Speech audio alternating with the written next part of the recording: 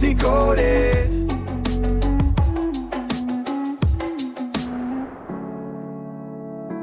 Hey there, Brainiacs, and welcome back to Book Decoded. Great to be here.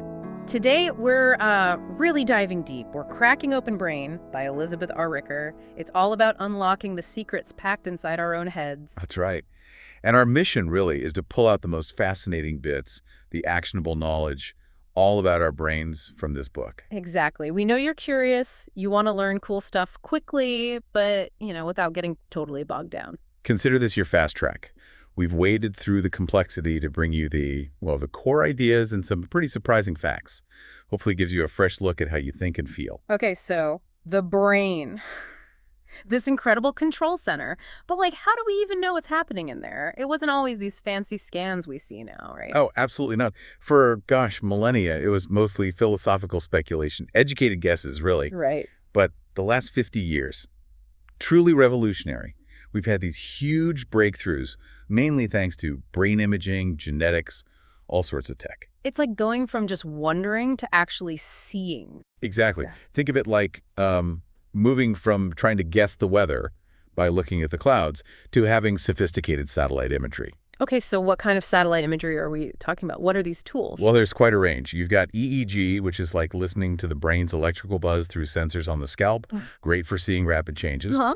Then MEG, which is similar, but it detects the tiny magnetic fields from that electrical activity. It's even more precise in some ways. Magnetic fields. Wow. Yeah. And then there's FNIRS that uses near-infrared light, shining it through the skull, basically, to track blood flow. It shows which brain areas are working harder. Okay. And PET scans, SPECT scans, they give us these amazing 3D pictures of blood flow and metabolism, like seeing the brain's energy use in real time. SPECT also gives structural detail, though it needs a radioactive tracer. It's just incredible, the tech we have now. But the book mentions other ways, too, right? Not just machines. Definitely. Sadly, sometimes accidents or diseases act as natural experiments. They show us what happens when a specific part of the brain is damaged, which tells us what that part normally does. Right, that makes sense, though. It's unfortunate. It is. And studying animal brains, well, obviously different, helps us understand some really fundamental processes we share. Plus, we use computer simulations now. Simulations? Like predicting brain behavior? Kind of. Building models based on what we know and seeing if they can predict how the brain might react. It's like a weather forecast for your mind, in a way. That's a cool analogy. What else is cutting edge? Well, there's brain mapping. Connectomics is trying to map out the brain's entire wiring diagram. Huge undertaking. Like Google Maps for the brain? Sort of. And neuropharmacology looks at how chemicals, neurotransmitters, affect everything. Then you have brain-computer interfaces, BCIs. That's where tech meets brain directly. Exactly. For communication, controlling prosthetics, it's pretty futuristic. Plus, stem cell research, gene editing, exploring ways to repair damage or even prevent diseases. Science fiction becoming fact, really. So with all these tools, what have we learned about the basic layout, the structure? The brain structure really tells a story of evolution. Older parts handle basic functions. Newer layers got added for more complex stuff. And the human difference is mainly that outer layer. Well, a big part of it seems to be our larger neocortex, yeah? That's the wrinkly outer bit, very active during cognitive tasks. And those wrinkles, the sulci and gyri, they're not just random? Not at all. They're folds and ridges that massively increase the surface area. Think of it like crumpling of a huge piece of paper to fit it into a small ball. More surface area means more neurons, more processing power packed in. Clever design. And what about the older parts, the foundations? You've got the hindbrain, which is really ancient. It handles the absolute essentials: breathing, heartbeat, digestion, stuff you don't consciously control. The autopilot. Pretty much. Then the midbrain deals with things like movement, certain aspects of vision, regulating sleep and wake cycles, body temperature. A bit more complex. Okay. And then there's that weird body map in the brain. The homunculus. What's that about? Ah, the homunculus. It's fascinating. It's a map in the cerebral cortex, but it's distorted.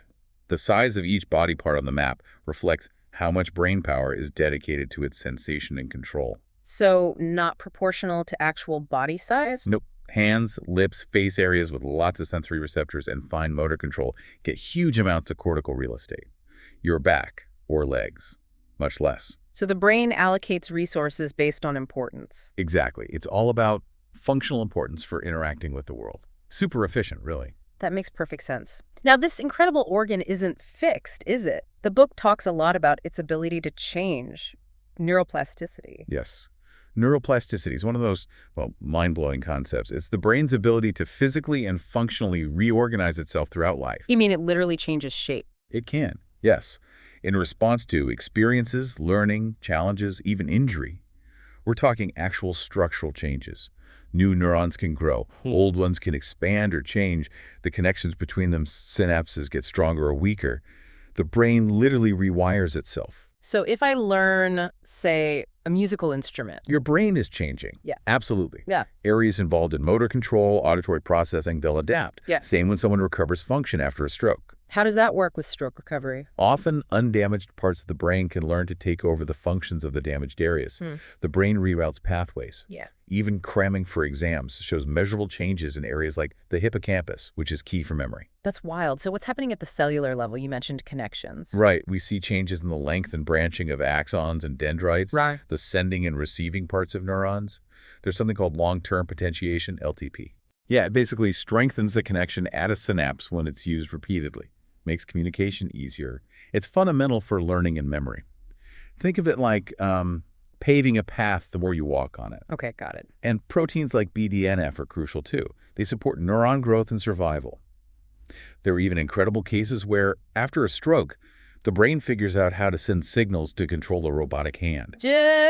Wow. Okay, so the brain's adaptable, but how does it run? What's powering all this? It's not just electrical signals, right? No, not entirely. Electrical synapses are super fast, but they don't work well over longer distances in the brain.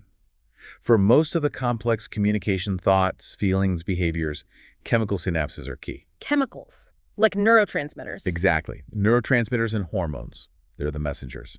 And the brain is an energy hog. It uses over 20% of your body's chemical energy. 20% for just 3 pounds of tissue. Yep. And the timing of these chemical signals varies wildly from split seconds to, believe it or not, influencing things over decades. Decades. Well, think about long-term hormonal influences or developmental processes. But most moment-to-moment stuff relies on faster neurotransmitter release. And the book mentions specific areas for emotions, motivation, the reward system. Right. The limbic system is a big player here, involved in emotions, memory, especially reward-related memories. Then you have key pathways, like highways for certain signals. Pathways. Yeah, like the mesolimbic pathway. It runs from the VTA ventral tegmental area to the nucleus accumbens. Super important for making us want to repeat enjoyable things. The do-it-again circuit. Kinda. Then the mesocortical pathway goes to the VTA to the prefrontal cortex. That's more about planning, focus. And the nigrostriatal pathway is crucial for movement and learning physical skills. So these pathways direct different kinds of drives, and the limbic system itself has key parts. Oh yeah. The amygdala, think emotions, fear, pleasure. The hippocampus, essential for forming new memories. The hypothalamus regulates body functions. And the insula, sometimes called the island. It seems to be a bridge between mind and body. That gut feeling you get, the butterflies in your stomach. The insula is likely involved. Fascinating. Connecting thoughts and physical feelings. Now, dopamine, everyone talks about dopamine and pleasure. But it's more complex, especially with addiction. It's very complex. Yes, it's involved in reward, but also motivation, learning, even the drive to escape bad situations. In addiction, like with opioids, the drug floods the brain with dopamine. The brain adapts by basically turning down its own dopamine production and becoming less sensitive. So you need the drug just to feel okay. And stopping causes those awful withdrawal cravings because the system is out of balance. So the brain's attempt to adapt actually fuels the addiction. In a way, yes. The nucleus accumbens and VTA are central players in this whole reward and motivation dance. Man, it's all so interconnected. Okay, let's shift gears slightly. Biological rhythms, our internal clocks, how important are they? Hugely important. Understanding your own rhythms can genuinely help you schedule things better. We have circadian rhythms, those internal, roughly 24-hour cycles. And diurnal rhythms influenced more by external things like light. So the sleep-wake cycle is circadian. Mostly, yeah. It tends to run a bit longer than 24 hours if left on its own, but it gets reset daily. This is managed by the SCN, the suprachiasmatic nucleus. SCN. It's in the hypothalamus. Think of it as the brain's master clock. And daylight, especially morning light, is the key signal that resets it. So getting outside in the morning really matters. It really does. The SCN controls the release of hormones like melatonin for sleep, cortisol for alertness, even insulin. This dictates when you naturally feel alert, sleepy, or hungry. And we all have different clocks, right? The whole early bird versus night owl thing. Exactly, that's your chronotype. Yeah. And it's got a real genetic and neurological basis. It's not just preference. So trying to force a night owl to be productive at 7 a.m. is counterproductive. Pretty much working against their biology. And the best time for different kinds of tasks varies. Detailed analytical work, often morning for early birds, maybe afternoon or evening for night owls. And creative stuff. Interestingly, sometimes you're more creative when you're not at your peak alertness, when cognitive inhibition is a bit lower. So that might be later for early birds and earlier for night owls. Huh. So your off-peak time might be your creative peak. Could be. The key is figuring out your own rhythms. It impacts well-being, productivity, everything. Okay, so we perceive the world through our senses. Yeah. How does the brain turn, say, light into vision? Right. The senses gather info, the brain makes sense of it. For sight, light hits the eye, signals get sent back, routed through the thalamus like a relay station, and then to the visual cortex in the occipital lobe. Back of the head. Yep. That area processes basics like light, color, shape, motion. And there are two main streams out of there. The ventral stream, kind of the what pathway for identifying objects. When recognizing a face. Exactly. And the dorsal stream, the where or how pathway, dealing with spatial location and guiding movements. And touch. How does that work? That's the somatosensory system. Sensors all over your skin detect pressure, temperature, vibration, itch, pain, texture, all sorts. A lot of different signals. Yeah. Those signals also go via the thalamus to the somatosensory cortex in the parietal lobe. And touch is often linked really closely with movement. Think about scratching an edge. The systems work together. That makes sense. And hearing, smell, taste, similar process, information gathering, then brain processing? Broadly, yes. Different sensors, different pathways, but the principle's the same. Gather data, send it to the brain for interpretation. Okay, let's talk about core functions. Attention, learning, memory. How do we focus? Attention isn't just one thing or one place. Multiple brain regions work together. The reticular activating system, the thalamus, frontal lobe, parietal lobe, they all play roles in selecting what to focus on, sustaining it, filtering distractions, shifting focus when needed. It's like an orchestra conductor for focus. That's a decent analogy. And learning. That's about acquiring new info, often by strengthening connections between neurons, like we talked about with LTP. Right, strengthening those pathways. And memory. Memory is generally seen as having stages, encoding and getting the info involving the hippocampus, amygdala, prefrontal cortex. Then storage, which seems to happen kind of everywhere, but the hippocampus and frontal cortex are key, using mechanisms like LTP. And finally, retrieval, getting it back out. And emotions matter here. Big time. The amygdala is crucial for encoding emotional memories. The hippocampus handles more neutral, factual stuff. And learning skills, like riding a bike, that involves the basal ganglia and cerebellum more. Different systems for different kinds of learning and memory. What about skills we specifically learn, like reading or math? Those recruit complex networks. Reading involves visual processing, then the temporal lobe converting visual shapes to sounds phonology, then language areas, mostly left hemisphere, figure out word recognition meaning. And problems like dyslexia relate to this. Often, yes. Struggles with word recognition or decoding sounds accurately. Writing involves the frontal lobe for generating ideas, language production, plus motor control for the hand.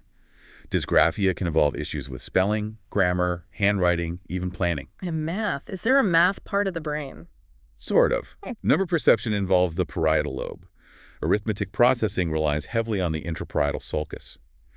And working memory, holding numbers in your head, needs the prefrontal cortex. Dyscalculia, difficulty with numbers, might involve differences in the parietal lobe structure or connectivity. So these aren't single spots, but networks tailored for these tasks. Exactly. Now, a really important point the book makes is about neurodiversity, how we all experience the world differently. Because our brains are unique. Absolutely. Your lived experiences shape unique patterns of neural connections. It means the same event can feel or be processed very differently by different people. Your inner world is truly unique, maybe more unique than fingerprints. And this leads to the idea of respecting and valuing neurodiversity. Conditions like autism spectrum disorder, ADHD, dyslexia, seeing them not just as deficits, but as different ways of processing the world, often with unique strengths. Different, not necessarily less than. Precisely. Think of synesthesia, where senses get blended. A visual number synesthete might literally see numbers as colors, and they might use more visual brain areas when doing math. It's a different way of processing. Personality plays a role too. Extroversion, introversion. Seems so. Studies link extroversion to differences in gray matter volume in certain areas. Handedness matters too. Mixed handers might use both brain hemispheres more flexibly sometimes. So many factors make us unique. The book also tackles some myths, right? Like the 10% brain use idea. That's a persistent one. Totally false. Brain scans show virtually all areas of the brain are active pretty much 204/7, even during sleep. Different tasks use different networks more intensely, but everything's always on to some degree. Good to clear that up. And the idea that adult brains can't change. Also false. Thanks to neuroplasticity, adult brains absolutely can and do change physically. And dyslexia, you mentioned, it's seen more as a difference now. Increasingly, yes. Educational methods focusing on phonics or using tools like text-to-speech can be really effective. It's often a different way of processing language, not a lack of intelligence. One last technical bit, myelin. What's that? Myelin. It's a fatty substance that wraps around nerve fibers, axons. It acts like insulation on an electrical wire. Making signals travel faster. Yeah, exactly. Much faster and more efficiently. It's crucial for rapid communication throughout the brain and nervous system. This book covers so much. It really gives you a new appreciation for, well, everything happening inside your head. It really does. The complexity, the adaptability, the sheer wonder of the brain. Right. We've touched on how we know things, the structure, plasticity, the chemistry, rhythms. How we sense, learn, remember, and develop skills, it's incredible. And hopefully understanding some of this provides a framework for exploring your own experiences, your own inner world. Absolutely. And we've really just skimmed the surface of Elizabeth Ricker's brain. There's so much more detail in there. For sure. We haven't even gone deep into perception building or the full spectrum of neurodiversity. But hopefully this sparks some curiosity. Definitely. So here's a final thought for everyone listening. Considering the brain's incredible adaptability, that neuroplasticity we talked about, and the fact that each of us has this unique inner world, what's maybe one new brain habit you could explore? Something to maybe unlock a bit more potential or just navigate the world with a bit more insight. That's a great question to ponder. Something to think about.